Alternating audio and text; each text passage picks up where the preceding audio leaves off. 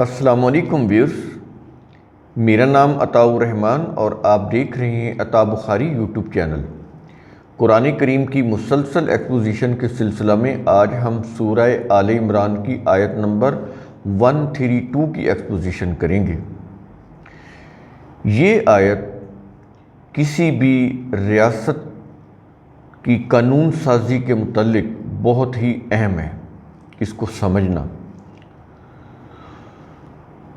تو ایک اسٹیٹ کا جو لیجسلیٹو ادارہ ہوتا ہے، کانسٹیٹیوشن کا ادارہ، ان کے لیے یہ آیت بہت ہی اہم ہے کہ وہ اس کو سمجھیں کہ پیغام کیا دیا گیا ہے۔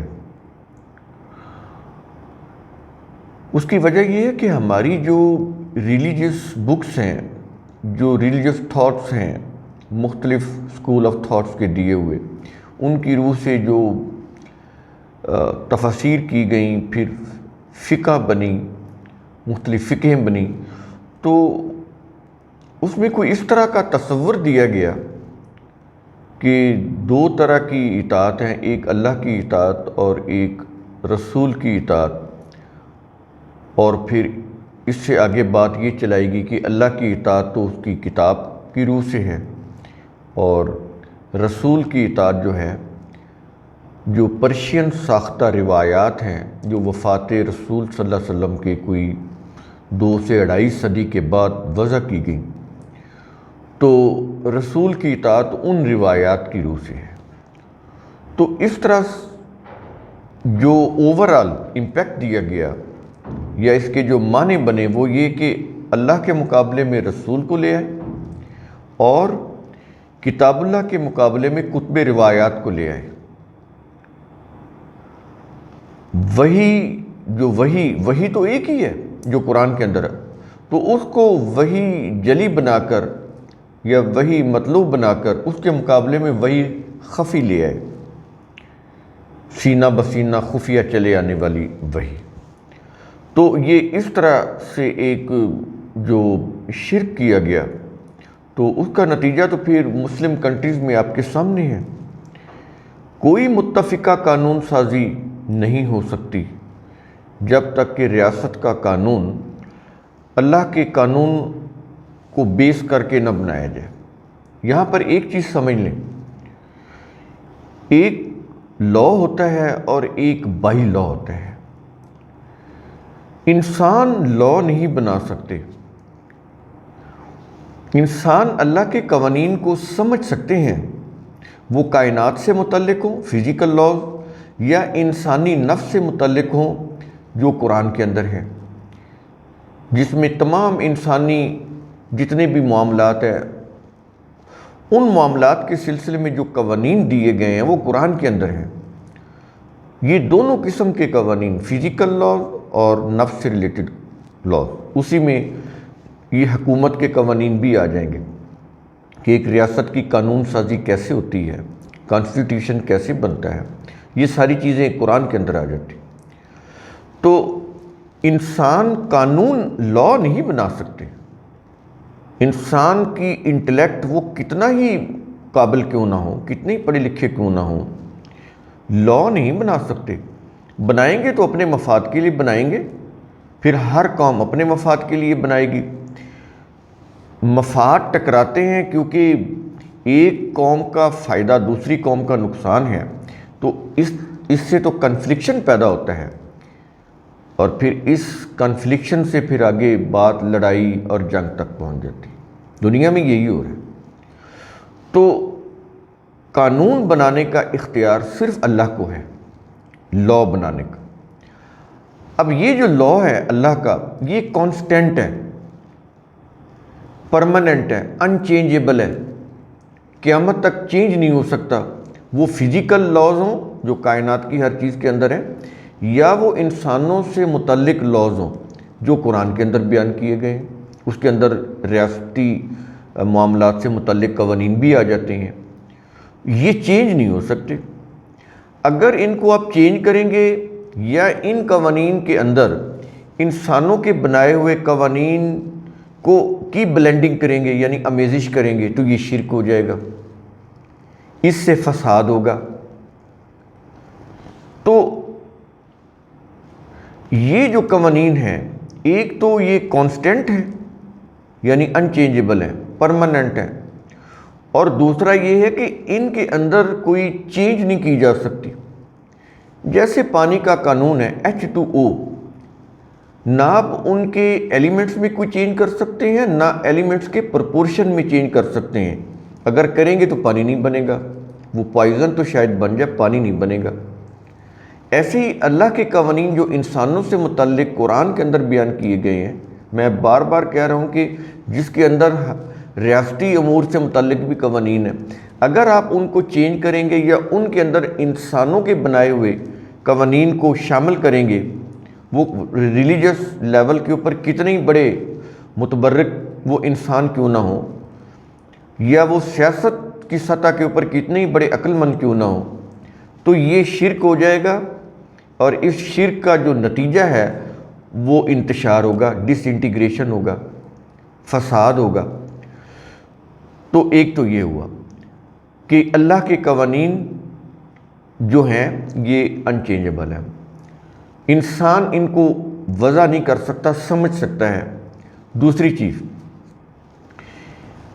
اللہ کی جو کانسٹنٹ لاز ہیں، ان کو نافذ کرنے کے لیے ہر دور کے لوگ اپنے زمانے کے حالات واقعات کے مطابق، اپنے دور کی تہذیب اور تمدن کے مطابق، اپنے دور کے علم اور تحقیق کے مطابق، اپنے دور کی جو ذہنی سطح ہوتی ہے، انسان کی علمی سطح ہوتی ہے، اس کے مطابق ان قوانین کی روح سے ان قوانین کو بیس بنا کر ان کو اسٹیبلش کرنے کے لیے ریاست کی سطح کے اوپر کچھ بائی لاز بناتے ہیں۔ لاز نہیں بنا سکتے، لاز تو اللہ کے ہی ہیں۔ اپنے زمانے کے تقاضوں کے مطابق، نیڈز اینڈ وانٹس کے مطابق، اپنے دور کے حالات کے مطابق اللہ کے کانسٹنٹ لاز کو اسٹیبلش کرنے کے لیے ریاست کی سطح کے اوپر انسانوں کو بائی لاز بنانے کی ضرورت تو ہوتی ہے۔ لاز بنانے کی ضرورت نہیں ہے، کیونکہ لاز تو وہ بنا ہی نہیں سکتے۔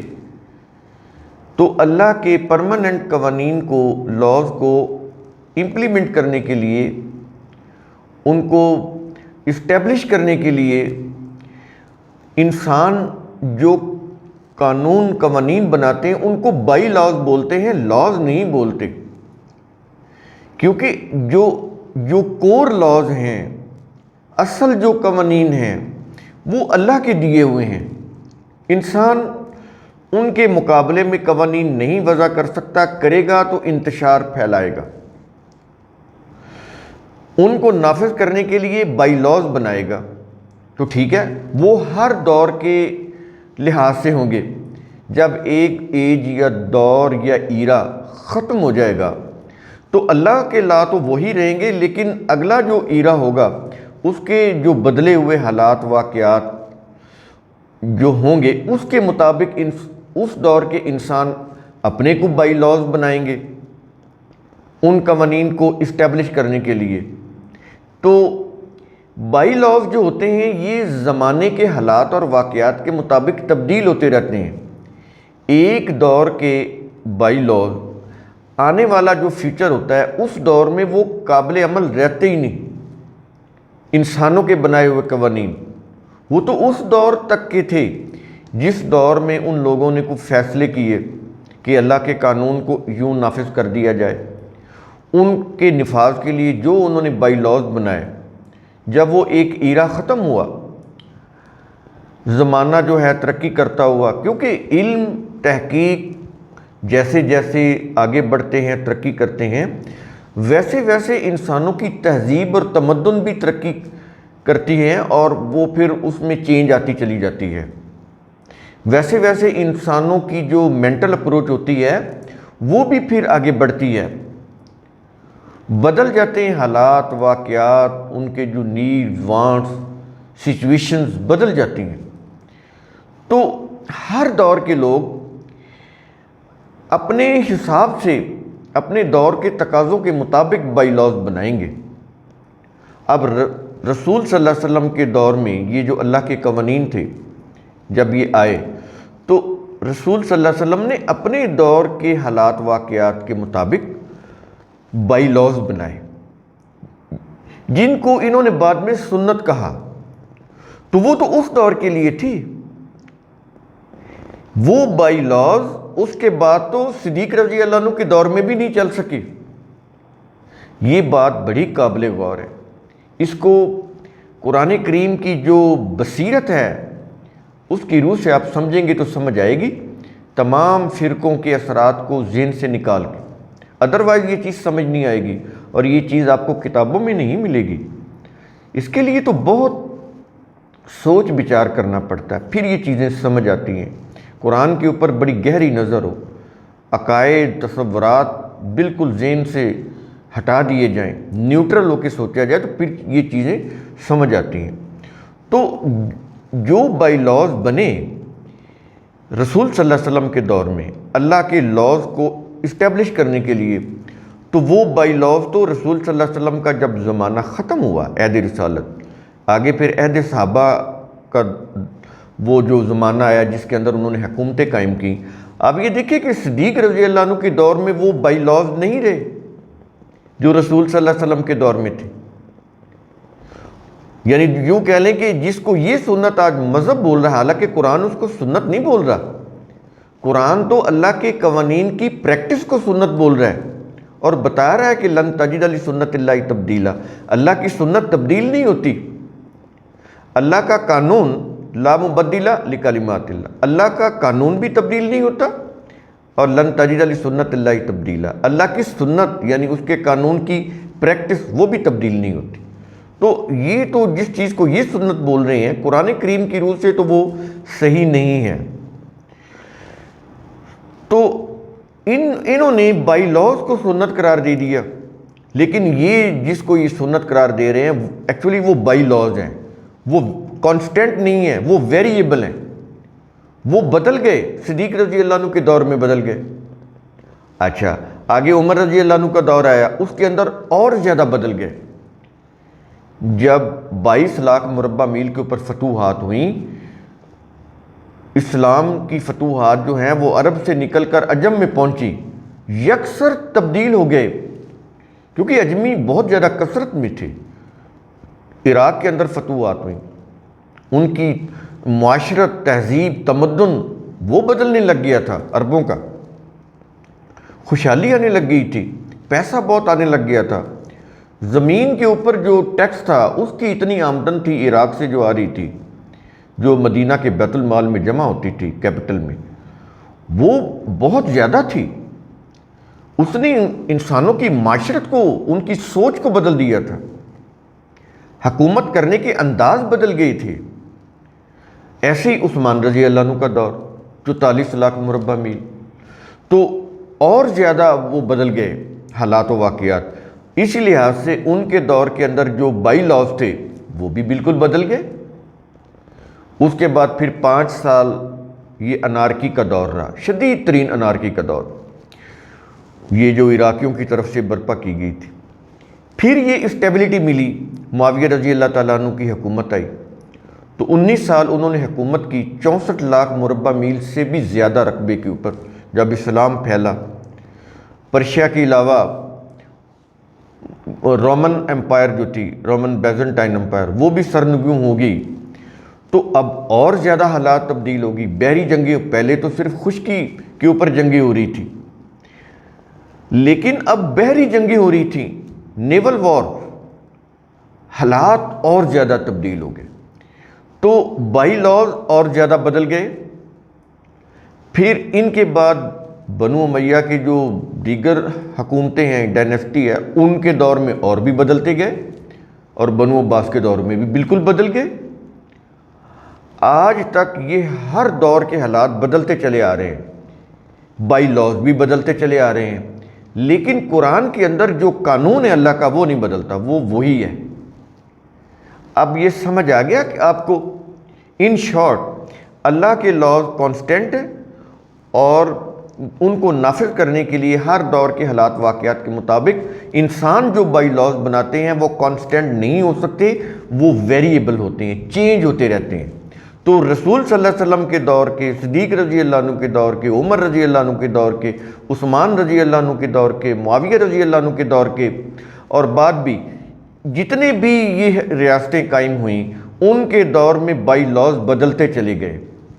وہ ایک رہ ہی نہیں سکتے انسانوں کے بنائے ہوئے، وہ تو انسانوں کی عقل محدود ہے، اپنے دور کے تقاضوں کے مطابق وہ کچھ چیزیں سوچ کے بنا سکتے ہیں۔ آگے کیا ہوگا وہ بھی اتنے عقل مند نہیں ہو سکتے، اتنی یہ جو انٹلیکٹ ہے اتنی ان لمٹڈ نہیں ہے کہ وہ 100 سال بعد کے بھی وہ قانون بنا لے، ناممکن ہے۔ یہ جو اختیار ہے، یہ جو بصیرت ہے، یہ جو علم و حکمت ہے، یہ صرف اللہ کے پاس ہے۔